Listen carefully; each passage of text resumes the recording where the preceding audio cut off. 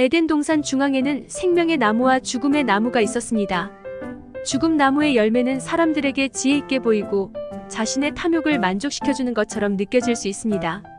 생명 나무는 하나님을 그리고 죽음 나무는 마귀를 나타냅니다. 열매도 단순한 과일이 아닌 선과 악을 나타내며 벌거벗음은 죄를 지어서 부끄러운 상태를 말합니다.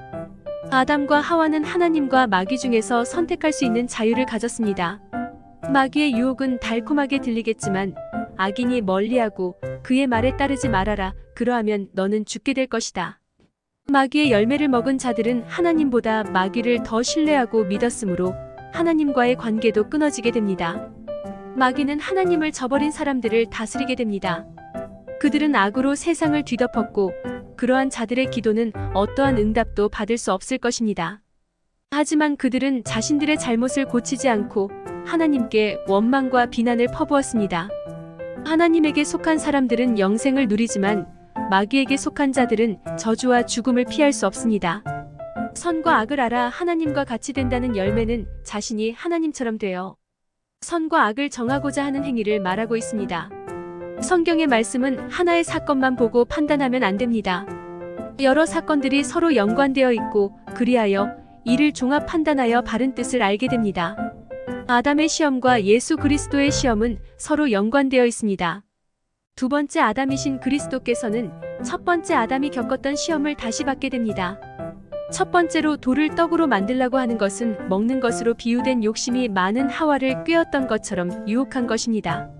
에서가 먹을 것에 장자의 권리를 판 것처럼 아담도 먹을 것 때문에 하나님의 장자된 권리를 상실하게 됩니다. 하나님께서는 광야에서 40일간 금식하도록 하셨습니다.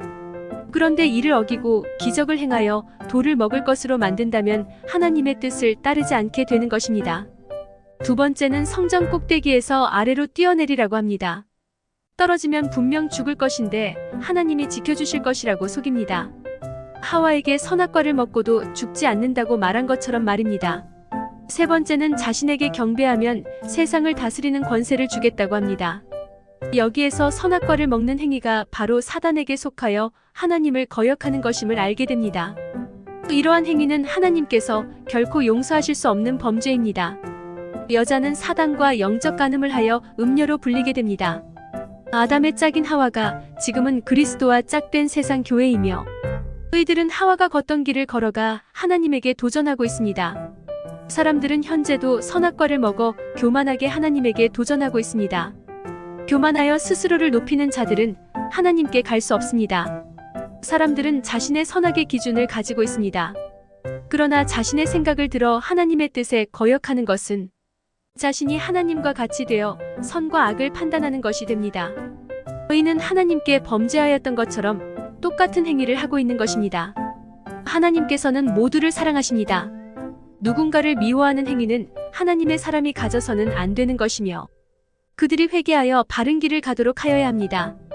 남을 미워하고 저주하면 그러한 미움과 저주가 자신에게 돌아오게 됩니다. 완전한 세상을 주셨지만 하나님을 거부하고 마귀가 더 좋다고 하는 사람들에게 하나님은 어떻게 하셔야 할까요? 겸손하여 자신을 낮추고 모든 이들을 위해 기도하며 하나님의 선한 성품을 그들의 행위로 보여주는 사람들이 더 많아지기를 바랍니다. 그분의 깊은 사랑을 깨닫는다면 지금은 모르는 큰 사랑도 알게 될 것이고 그분을 오해하였던 많은 것들도 이해하게 될 것입니다.